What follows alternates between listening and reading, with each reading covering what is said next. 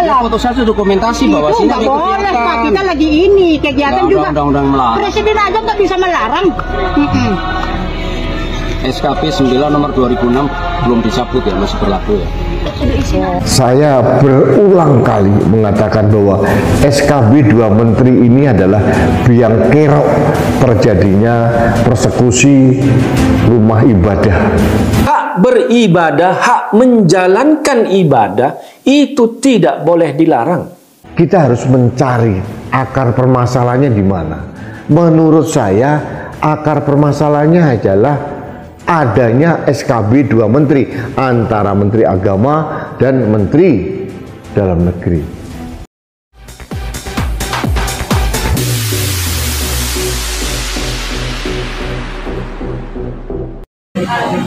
Shalom saudara-saudara yang diberkati oleh Tuhan kita Yesus Kristus. Puji Tuhan, jumpa lagi dengan saya Pendeta Edison Senain dari kota Manado.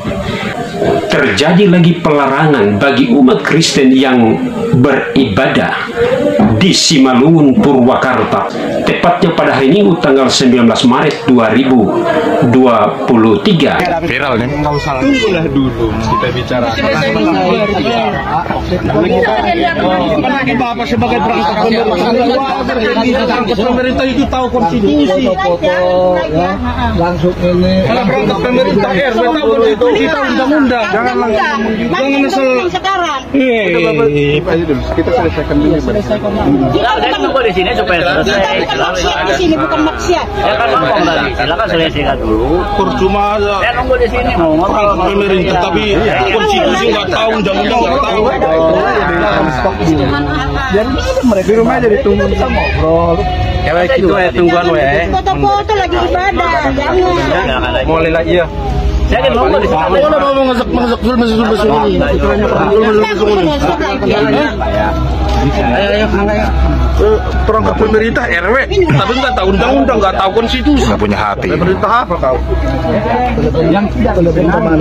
Beragama kok kayak gitu. Telepon aparat dulu.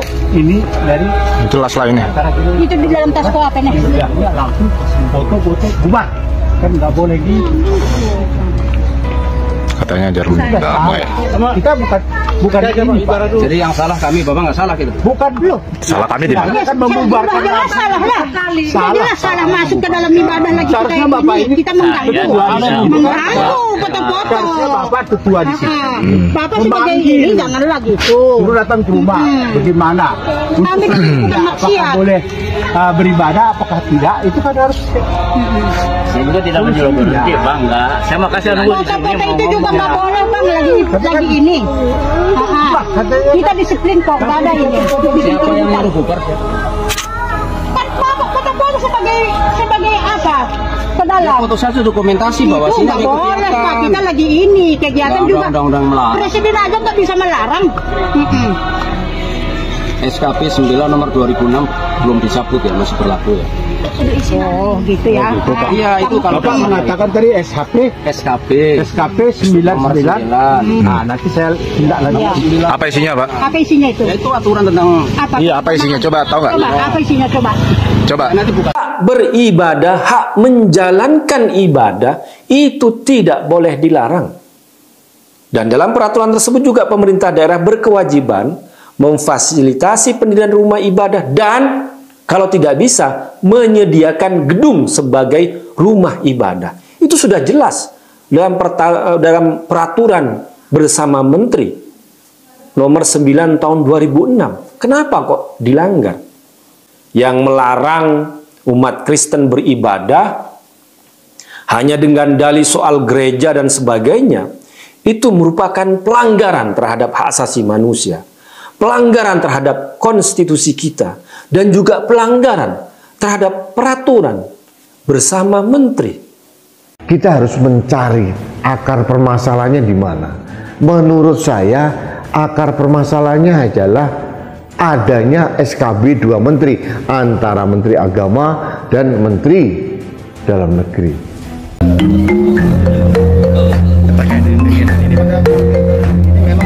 Saya akan dorong untuk dilakukan revisi, pencabutan atau revisi terhadap hal itu. Kenapa? karena itu sebenarnya akar masalahnya. Orang menganggap bahwa dengan adanya peraturan bersama dua menteri ini seolah-olah membolehkan untuk melakukan pelarangan, padahal itu tidak dimaksud untuk melakukan pelarangan, tapi untuk pengaturan. Beda, pelarangan dengan pengaturan itu berbeda. Itu yang pertama. Yang kedua, cara berpikir dari peraturan bersama dua menteri itu adalah cara berpikir yang justru akan membuat cita-cita kita untuk menciptakan masyarakat yang sadar akan keberagaman dan penuh dengan toleransi itu menjadi sulit. Kenapa? Karena dalam peraturan dua menteri tersebut didasarkan pada persetujuan jumlah dari sejumlah masyarakat dengan hitungan jumlah jemaatnya, sehingga justru itu akan membuat pembatasan ya mana jemaat tertentu dan mana jemaat non yang berbeda dengan keyakinannya, sehingga malah membuat kekotak-kotakan di tengah-tengah masyarakat. Kemudian muncul juga ya cara pandang minoritas mayoritas dalam hal pendirian rumah ibadah. Kita harus mencari akar permasalahannya di mana. Menurut saya akar permasalahannya adalah adanya SKB 2 menteri antara Menteri Agama dan Menteri Dalam Negeri. Di SKB itu konon itu untuk memberikan perlindungan pada umat minoritas, tapi sebaliknya justru dijadikan amunisi oleh kelompok-kelompok yang berotak somplak untuk menyerang umat minoritas. Karena dalam SKB 2 menteri disyaratkan pendirian rumah ibadah harus persetujuan sekian puluh warga, 60 atau berapa warga.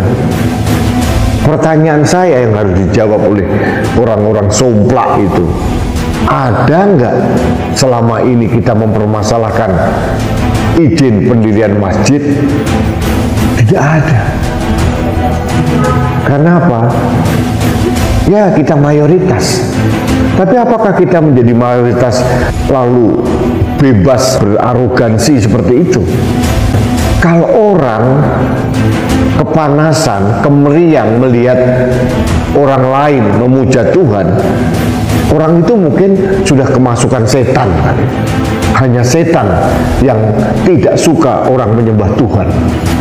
Sekali lagi, sahabat Indonesia, hak beribadah, hak memeluk agama, hak untuk mendirikan rumah ibadah itu dijamin oleh konstitusi kita. Beragama dan beribadah itu dijamin oleh konstitusi kita, dijamin oleh Undang-Undang Dasar 1945, pasal 29 ayat 2. Sekali lagi, dijamin oleh konstitusi. Ini harus ngerti. Dandim, Kapolres, Kapolda, Pangdam harus ngerti ini. Kejari, Kejati. Jangan sampai yang namanya konstitusi itu kalah oleh kesepakatan. Viral nih. Tunggulah dulu kita bicara. Apalagi Bapak sebagai perangkat pemerintah itu tahu konstitusi. Langsung ini. Kalau perangkat pemerintah RW tahu konstitusi, tahu undang-undang. Jangan langsung. Ini kejadian hari Minggu kemarin 19 Maret 2023 jam 11 siang. Ada warga ganggu ibadah Minggu jamaat GKPS Simalungun Purwakarta. Namun seperti kita lihat di video, pendeta dan jamaat berhasil ingatkan warga akan konsekuensi hukumnya. Ini wajib ditiru oleh seluruh pendeta dan jamaat Kristen di seluruh Indonesia. Jangan gentar, jangan takut, karena ibadah kalian dilindungi undang-undang. Kalau ada warga datang, ingatkan soal PRT Lampung yang ditahan. Karena membubarkan ibadah bisa kena pasal 175, pidana penjara 1 tahun 4 bulan. Jangan lupa sobat